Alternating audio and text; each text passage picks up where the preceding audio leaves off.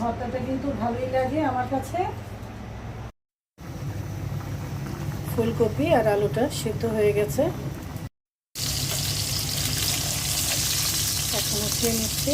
মাছটা ভাজা হয়ে গেছে, পানি দিয়ে দিচ্ছি। দেখি তরকারিটার কি অবস্থা। তরকারিটা হয়ে গেছে। আসসালামু আলাইকুম, সবাই কেমন আছেন? আলহামদুলিল্লাহ আমি ভালো আছি। চলে আসলাম আপনাদের রৌনক আপু। দুপুরে রান্না করব, সব কিছু গুছিয়ে নিচ্ছি। আজকে দুপুরে রান্না করব, কি করব চলেন দেখি। চলে আসলাম আমার রান্নাঘরে। দুপুরে রান্না করার জন্য আমি মাছটা মেখে নিয়েছি, ফুলকপি আর আলু সিদ্ধ বসিয়ে দিয়েছি। মিষ্টি কুমড়া ভেজে নিচ্ছি।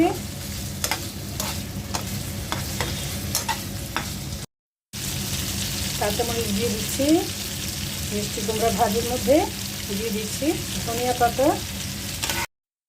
শীতের দিনে সবজির মধ্যে ধনিয়া পাতা দিয়ে খেতে কিন্তু ভালোই লাগে।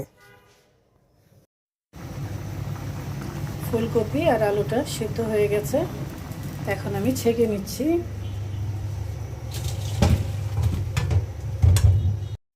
ফুলকপি আর আলুটা আমি হালকা হলুদ দিয়ে সিদ্ধ করে নিলাম।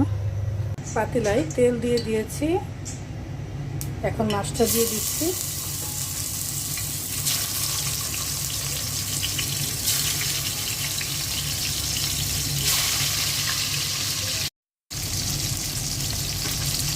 মাছটা হালকা ভেজে নেব।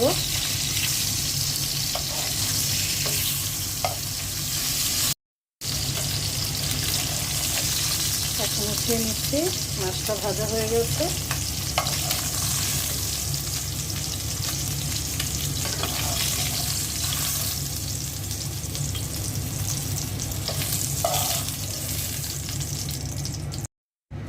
পেঁয়াজ দিয়ে দিচ্ছি।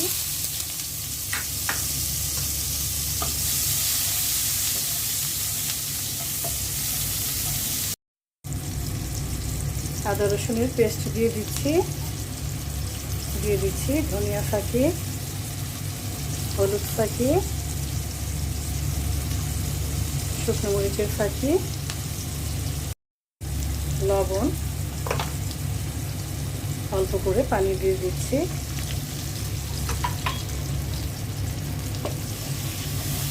মশলাটা ভালো করে কষিয়ে নিব।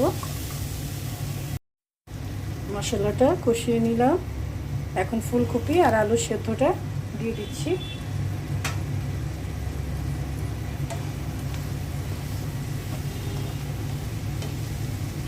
ফুলকপি আর আলুটাও ভালো করে কষিয়ে নিব।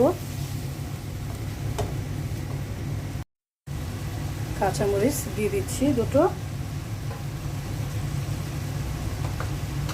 দিয়ে দিচ্ছি মাছগুলো।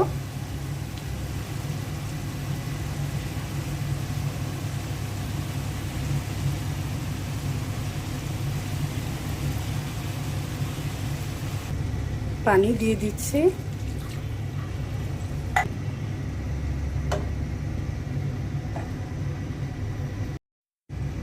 ঢেকে দিচ্ছি। কাঁচামরিচটা কেটে নিচ্ছি। ডিমের ভর্তা বানাবো।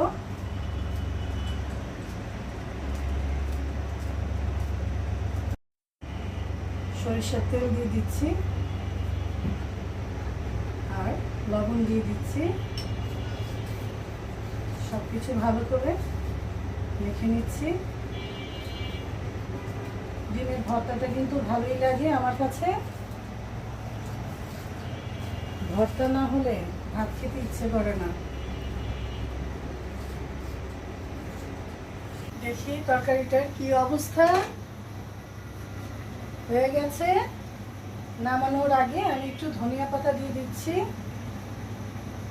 শীতের দিনে ধনিয়া পাতা দিলে তরকারি খেতে কিন্তু দারুণ লাগে। তরকারিটা হয়ে গেছে। এই তো হয়ে গেছে মিষ্টি কুমড়া ভাজি, ডিমের ভর্তা। আর ফুলকপি আর আলু দিয়ে মাছের তরকারি গরম গরম ভাতের সাথে খেতে দারুণ লাগবে। আপনাদের ভাইয়ার জন্য তরকারিটা বেড়ে নিলাম। দুপুরের খাওয়া দাওয়া শুরু হয়ে গেল।